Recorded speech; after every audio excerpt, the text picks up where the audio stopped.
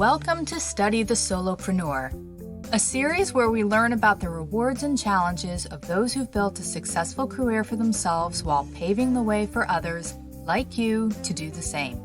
I am your host, Dana Gore, and I'm glad to have you with us. So let's get started.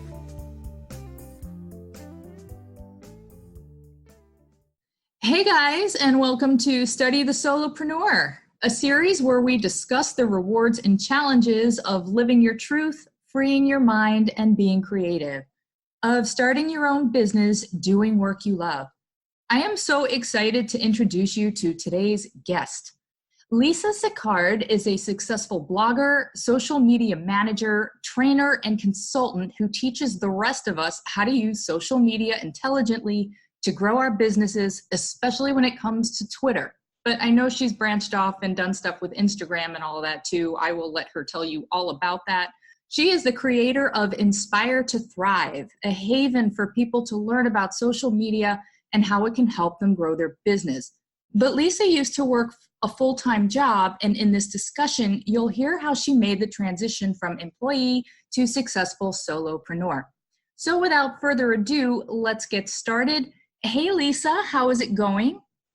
Hi, Dana. Thank you so much for the fabulous introduction. It's going well. Did I butcher your last name? I hope I didn't. No, you didn't at all. Okay. Pronounced it perfectly. All right. Thank you. Very good. I'm glad to hear that things are going well. And I'm totally excited to share your story with everybody because I know you've got a lot of really cool stuff to offer people. What did you do before becoming a solopreneur? Well, I started back as a teenager working at a local weekly newspaper, typing ads on an old typewriter. And they taught me how to do graphic arts so I could assist creating ads. So I did that for many years. And most of my work career was in the newspaper industry for about 35 years. In the early 2000s, I started a retail website. It was selling medical scrubs. And that's what really got me into social media.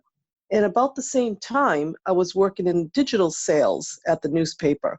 They were one of the first to have a website. And so I had learned a lot between working in digital at the job and then with this website. I learned and taught myself the SEO, the social media, and it just all expanded from there.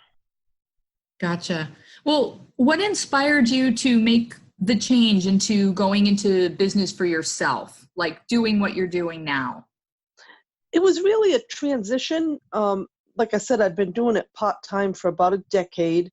The last couple of years before I actually began the business, I started to do a little work for folks on the side. So I knew I was going to go full-time. I was always just fearful of how much it was going to cost to get our own medical coverage because my husband also owns his own business. Mm-hmm. But once I started inquiring, making phone calls, I learned it wasn't going to cost that much more. So I kind of lost the fear. And the last newspaper I was at, once they had a new buyer come in, I left that day. I didn't even give a 2-week notice. It was so against everything I've ever done in the corporate world, you know, having the 2-week notice, the letter. I just kind of walked out. So that's it. I'm done. All right. Well, it sounds as though you didn't even know that all of the stuff you were learning along the way was going to be the very thing that sort of set you free later on.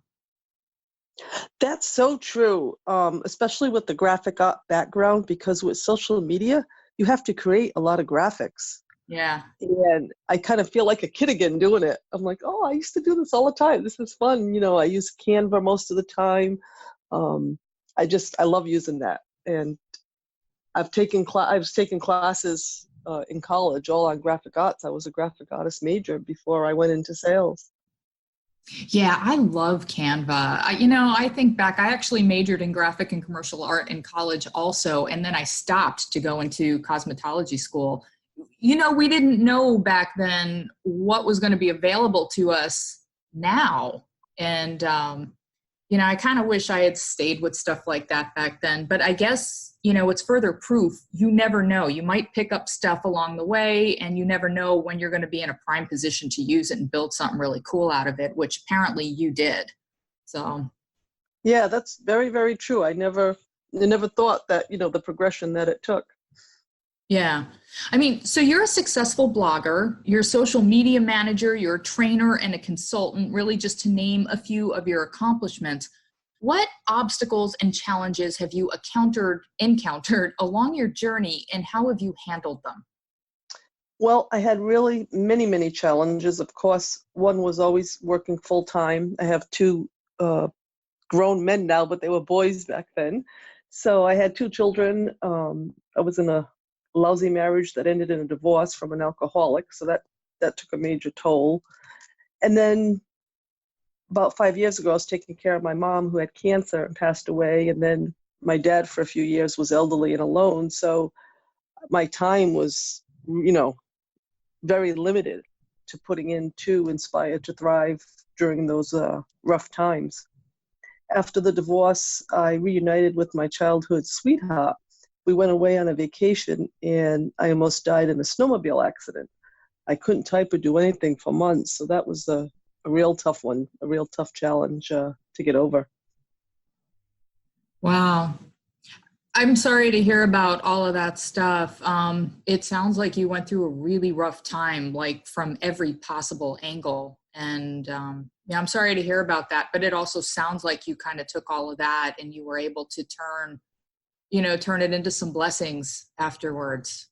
Yes, thank you. I did a post about, about my mom after her death, and I was able to do the eulogy, and it's because of blogging. I could have never done that if it wasn't for blogging, and it kind of became the family eulogist ever since. Oh, wow. I really want to read that. You should send that to me later. Sure. It's still up. Yeah, I'm kind of curious. What do you love most about what you're doing?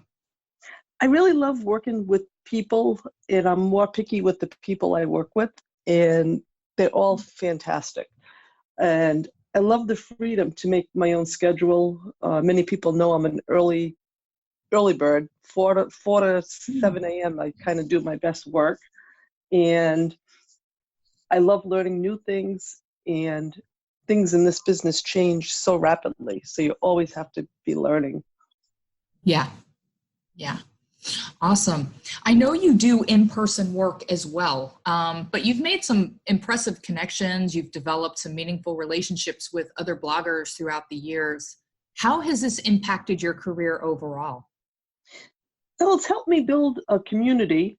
I can easily do contributive posts. I don't think I've been denied any over the past few years. And many of them have become my mentors. Whenever I have questions, I just send an email, send a text, and tweet them however way that they, most likely to respond. And they've all been very helpful, where we're all in this kind of together, and bloggers cannot work by themselves. I always said on an island, no man is an island, and that is so true in this industry. Yeah, I agree with that. I mean, here we do solopreneur stuff. That's basically, we have our own thing going on, but the heart of it is the connections with other people. I've met so many cool people along the way, a lot of people that we both know. And that has been one of the blessings for me personally.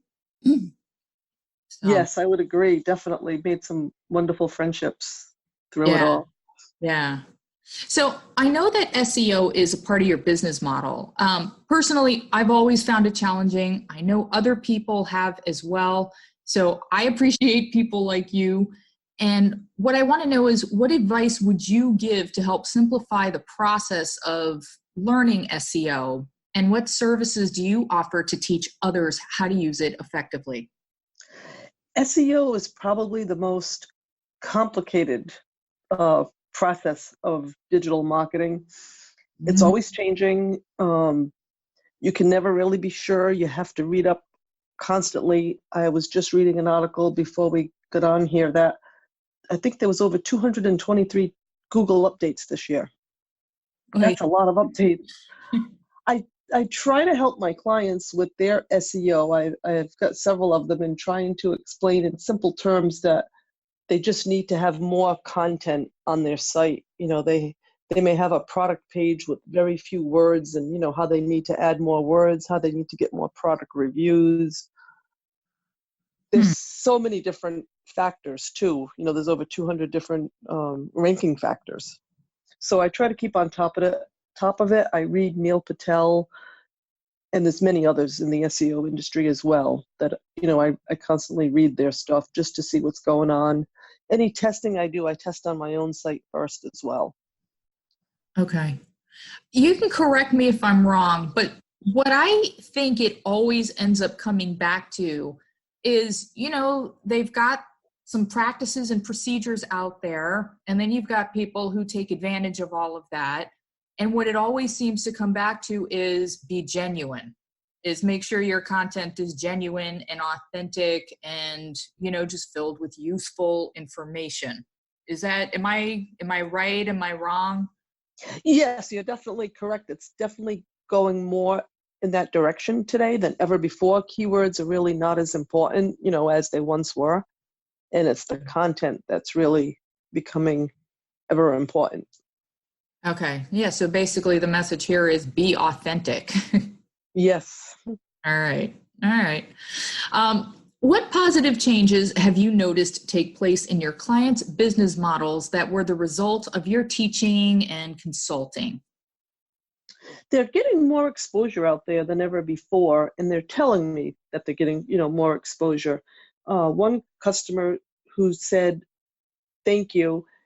And as I was walking out the door, he said, "You're worth every penny. And when the competitors come in, I tell them I'm all set with social media. I've got a great person." So that was a real testament. That same account, which is it's a retail type store. I did a video just last week, and they had a special sale going on. I had no idea. I just wanted to get a video because it's been a few weeks since I've done video on his Facebook page. The thing went viral. It surprised me. And after a week, we actually started boosting it, and it's even gone further. So it was really amazing what video can do. That is awesome. And that is a huge testament. I would be thrilled if somebody said that to me. That's like a big compliment. Yeah, I really appreciated that. And they've also done Google reviews for me. So that was nice. Awesome. So what advice would you give to somebody struggling with their lives or their career based on your own experiences and knowledge? I would just tell them to go for it and to get over their fears. Most people have so many fears. They're always, what if? You just have to take the leap. Mm-hmm. You can't live in fear. You have to go for it and just be ready to work hard. You're going to work more hours than you worked in a day job, and you're going to have to make changes along the way. Some things that I was doing when I first started, I don't do as much, and I'm doing a lot more of other things. Even the type of clients I have has changed. So it's really having to be able to change. Yeah, I have to agree with all of that. Even this very thing that I am doing right now by having this show and using this software and talking to you is something that scared me to death for a long time. And I finally made the decision, I want to say at the end of last year, that I'm just going to do it. And, to kind of get out of my own way and to just start. And I might have to change and adjust things along the way, but to just go ahead and get started. So I followed that exact same advice, and that's why we're having this conversation right now. So yes, I do agree with it. Yeah, it's very true. Yeah. Very true. What projects are you working on now? Right now, I'm trying to grow my teaching and training. I was recently certified by the state to teach at a real estate school for real estate agents. Every 2 years, they have to be certified. So that project is finally going to be starting in September. So I'm excited about that.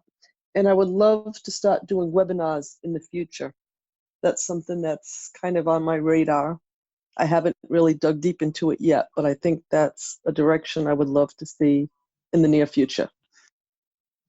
Okay. Well, then it will likely happen. So, I mean, I could probably see that happening for you. So, Thank you. yeah. Yeah. So, Lisa, where can people find you? They can find me on my contact page on Inspire to Thrive. Of course, they can find me on Twitter, Lisa Pat B. I also have an Inspire to Thrive handle as well, but I'm more active on the Lisa Pat B, my personal Twitter account. They can also reach me Instagram, LinkedIn, and of course, Facebook. Okay. I will have all of that stuff in the post and in the description box of the video for this little chat that we're having today. So I will make sure that people will be able to find you. And guys, you will want to find Lisa because she has a lot of really cool information to share with you guys. So Lisa, I want to thank you for being my guest today. It has been a pleasure chatting with you and sharing your ideas and insights and story with our listeners.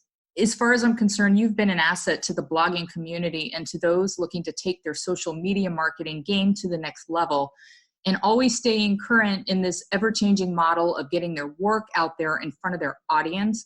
I have no doubt that people have learned something from this discussion and it'll bring enlightenment and inspiration into their lives. So again, thank you so much for being my guest today. Well, thank you, Dana, for having me. I really appreciate that, and I hope it does inspire someone to take the leap as well. Oh, I know it will. I don't doubt about that. So folks, Study the Solopreneur is about you. These discussions are meant to guide you toward living your truth, freeing your mind, and being creative. If you enjoyed this discussion, check out the playlist to listen to my other guests, and please like and share this video and subscribe to the channel. Thanks for being with us. All of the information discussed in this conversation, including Lisa's website, will be linked in the description box below.